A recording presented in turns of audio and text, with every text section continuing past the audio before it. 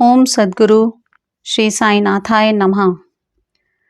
श्री साईं सच्चरित्र अध्याय 15। इस अध्याय में नारदीय कीर्तन पद्धति, श्री चोलकर की शक्कर रहित चाय और 2 छिपकलियाँ आदि विषय सम्मिलित हैं। पाठकों को स्मरण होगा कि छठे अध्याय के अनुसार शिरडी में रामनवमी उत्सव मनाया जाता था।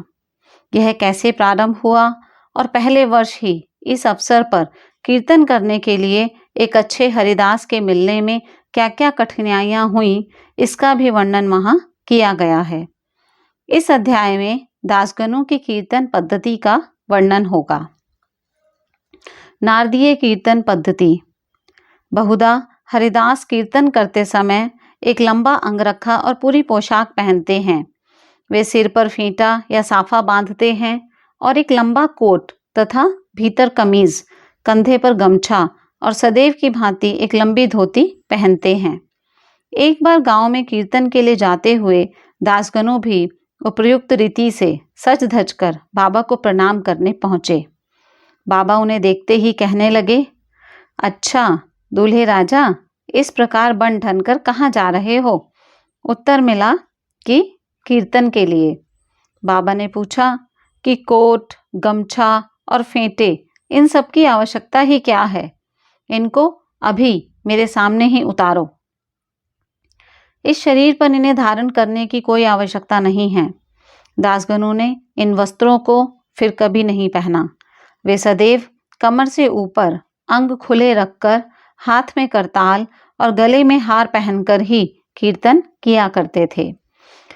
यह पद्धति यद्यपि हरिदासों द्वारा अपनाई गई पद्धति के अनुरूप नहीं है, परंतु फिर भी शुद्ध तथा पवित्र है। कीर्तन पद्धति के जन्मदाता नारद मुनि कटी से ऊपर सिर तक कोई वस्त्र धारण नहीं करते थे। वे एक हाथ में वीणा लेकर हरि कीर्तन करते हुए त्रिलोक में घूमते थे। श्री चोलकर की शक्कर रहित चाय। बाबा की कीर्ति पूना और अहमदनगर जिलों में फैल चुकी थी, परंतु श्री नाना साहेब चांदोरकर के व्यक्तिगत वार्तालाप तथा दासगणों के मधुर कीर्तन द्वारा बाबा की कीर्ति कोंकण में भी फैल गई। इसका श्रेय केवल श्री दासगणों को ही है। भगवान उन्हें सदैव सुखी रखें। उन्होंने अपने सुंदर प्राकृतिक कीर्तन से बाबा को घर घर पहुंचा दिया। श्रोताओं की रुचि प्राय भिन्न भिन्न प्रकार की होती है।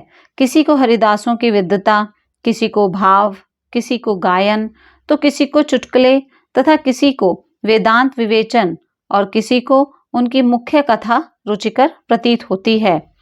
परंतु ऐसे बिरले ही हैं जिनके हृदय में संत कथा या कीर्तन सुनकर श्रद्धा और प्रेम उमड़ता हो। श्री दासगणों का कीर्तन श्रोताओं के हृदय पर स्थायी प्रभाव डालता था।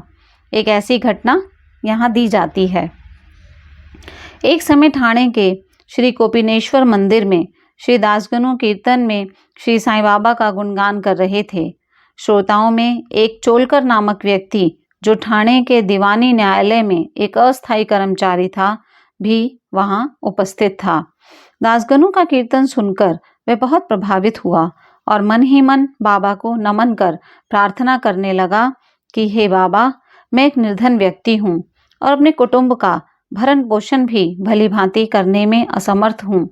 यदि मैं आपकी कृपा से विभागीय परीक्षा में उत्तीर्ण हो गया तो आपके श्री चरणों में उपस्थित होकर आपके निमित्त मिश्री का प्रसाद बांटूंगा।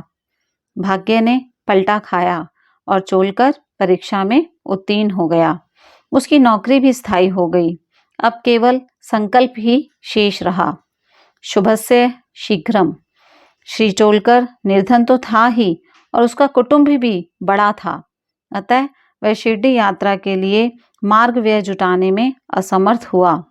ठाणे जिले में एक कहावत प्रचलित है कि नाणे घाट व सह्याद्री पर्वत श्रेणियां कोई भी सरलता पूर्वक पार कर सकता है, परंतु गरीब को उम्बर घाट पार करना बड़ा ही कठिन होता है। श्री चोलकर अपना संकल्प शीघ्र पूरा करने के लिए उत्सुक था। उसने मितव्ययी बनकर अपना खर्च घटाकर पैसा बचाने का निश्चय किया। इस कारण उसने बिना शक्कर की चाय पीना प्रारंभ किया और इस तरह कुछ द्रव्य एकत्रित कर वह शिरडी पहुंचा। उसने बाबा का दर्शन कर उनके चरणों पर गिरकर नारियल भेंट किया तथा अपने संकल्पानुसार श्रद्धा से मिश्री वितरित की और बाबा से बोला कि आपके दर्शन से मेरे हृदय को अत्यंत प्रसन्नता हुई है। मेरी समस्त इच्छाएं तो आपकी कृपा दृष्टि से उसी दिन पूर्ण हो चुकी थीं। मस्जिद में श्री टोलकर का आतिथ्य करने वाले श्री बापू साहेब जोग भी उपस्थित थे। जब वे दोनों वहां से जाने लगे तो बाबा जोग से इस प्रकार कहने लगे, अपने अतिथि को चाय के प्याले में अच्छी तरह शक्कर मिलाकर देना। इस अर्थपूर्ण शब्दों को सुनकर श्री टोलकर का हृदय भर आया और उसे बड़ा आश्चर्य हुआ। उनके नेत्रों से अश्रुधाराएं प्रवाहित होने लगीं और वे प्रेम से विह्वल होकर श्री चरणों पर गिर पड़े। श्री जोग को अधिक शक्कर सहित चाय के प्याले अतिथि को दो, यह विचित्र आज्ञा सुनकर बड़ा कौतूहल हो रहा था कि यथार्थ में इसका अर्थ क्या है। बाबा ने उन्हें संकेत किया था कि वे शक्कर छोड़ने के गुप्त निश्चय से भली भांति परिचित हैं। बाबा का यह कथन था कि यदि तुम श्रद्धापूर्वक मेरे सामने हाथ फैलाओगे तो मैं सदैव तुम्हारे साथ रहूंगा। यद्यपि मैं शरीर से यहाँ हूँ, परंतु मुझे 7 समुद्रों के पार भी घटित होने वाली घटनाओं का ज्ञान है। मैं तुम्हारे हृदय में विराजित, तुम्हारे अंतर्स्थित ही हूँ, जिसका तुम्हारे तथा समस्त प्राणियों के हृदय में वास है, उसकी ही पूजा करो। धन्य और सौभाग्यशाली वही हैं जो मेरे सर्वव्यापी स्वरूप से परिचित हैं। बाबा ने श्री टोलकर को कितनी सुंदर तथा महत्वपूर्ण शिक्षा प्रदान की। 2 छिपकलियों का मिलन। अब हम 2 छोटी छिपकलियों की कथा के साथ ही यह अध्याय समाप्त करेंगे। एक बार बाबा मस्जिद में बैठे थे कि उसी समय एक छिपकली चिकचिक करने लगी। कौतूहलवश एक भक्त ने बाबा से पूछा कि छिपकली के चिकचिकाने का क्या कोई विशेष अर्थ है? यह शुभ है या अशुभ? बाबा ने कहा कि इस छिपकली की बहन आज औरंगाबाद से यहाँ आने वाली है, इसलिए यह प्रसन्नता से फूली नहीं समा रही है। वह भक्त बाबा के शब्दों का अर्थ ना समझ सका, इसलिए वह चुपचाप वहीं बैठा रहा।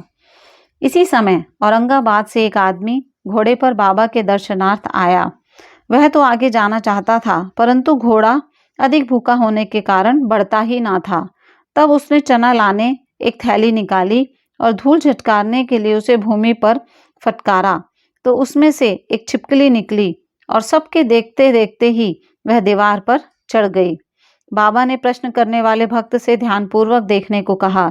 छिपकली तुरंत ही गर्व से अपनी बहन के पास पहुंच गई थी। दोनों बहनें बहुत देर तक एक दूसरे से मिली और परस्पर चुंबन व आलिंगन कर चारों ओर घूम घूम कर प्रेम पूर्वक नाचने लगी। कहाँ शिरडी और कहाँ औरंगाबाद। किस प्रकार एक आदमी घोड़े पर सवार होकर थैली में छिपकली को लिए वहां पहुंचता है और बाबा को उन 2 बहनों की भेंट का पता कैसे चल जाता है, यह सब घटना बहुत आश्चर्यजनक है और बाबा की सर्वव्यापकता की द्योतक है। इस अध्याय से हमें यही शिक्षा मिलती है कि जो कोई ध्यानपूर्वक पठन और मनन करेगा, साईं कृपा से उसके समस्त कष्ट दूर हो जाएंगे और वह पूर्ण सुखी बनकर शांति को प्राप्त होगा। ओम साईं नाथाय नमः।